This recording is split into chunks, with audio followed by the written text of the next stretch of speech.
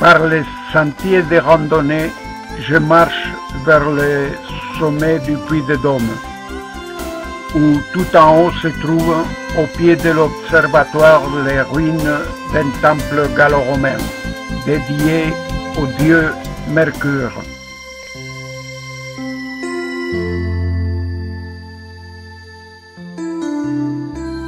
Construit au IIe siècle sur les fondations d'un précédent temple gaulois.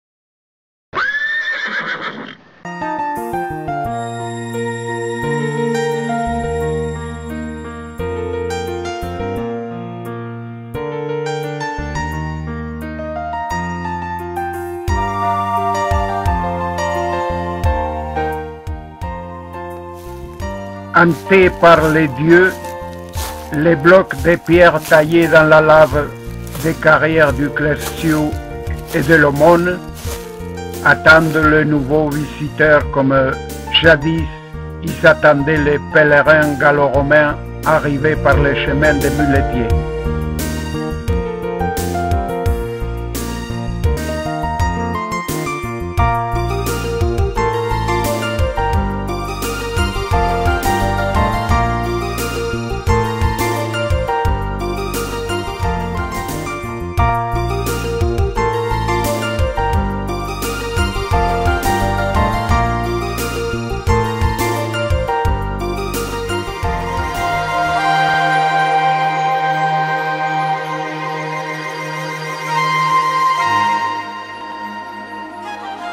Du haut du géant des dômes, le panorama est merveilleux. La chaîne des puits, riche de ses 80 volcans, est là, endormi dans son sommeil, attendant patiemment un nouveau réveil pour cracher le feu liquide jusqu'à fort loin.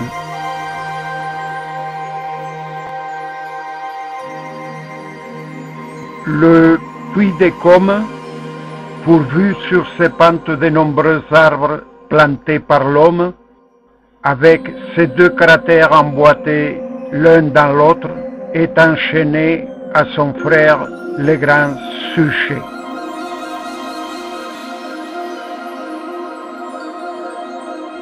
Sur lesquels je marche en ce moment avant de faire demi-tour pour rejoindre le Pariou, que je vois au loin.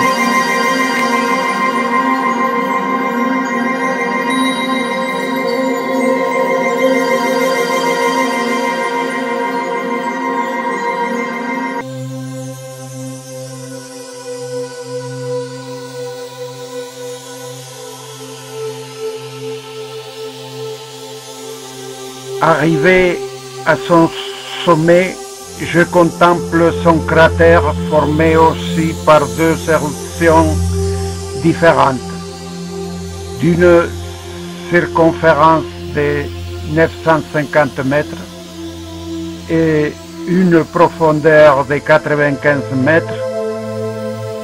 Le cratère est majestueux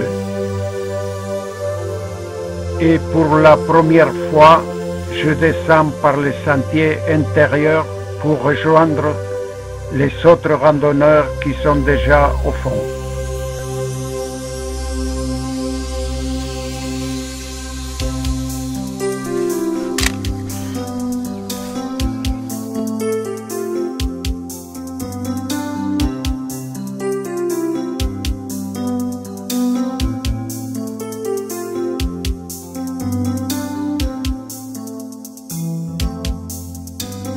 Remontant à la surface, laissant derrière moi le Pariou et son voisin le puits des Goules, je me rapproche à nouveau du Puy de Dôme pour lui dire au revoir avant de faire un grand saut jusqu'au Cantal.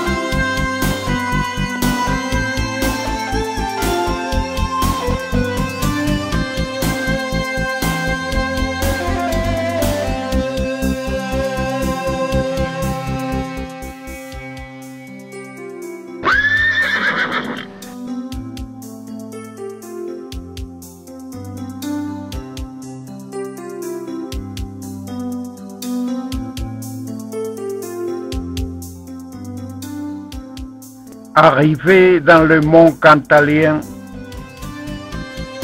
et dans la vallée proche du Puy-Marie, je marche un peu avant de rejoindre le sommet du Puy-Marie où quelques résidus de neige non fondue tranchent avec le vert manteau qui recouvre le paysage.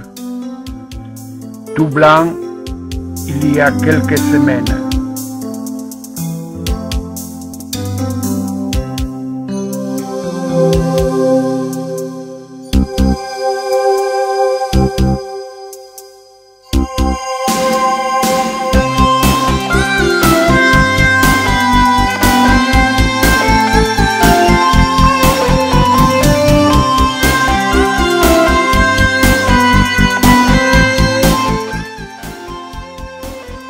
J'aurais bien aimé prolonger mon séjour sous ces sites magnifiques, mais le moment est venu de se dire au revoir, car les 10 minutes du film vont prendre fin.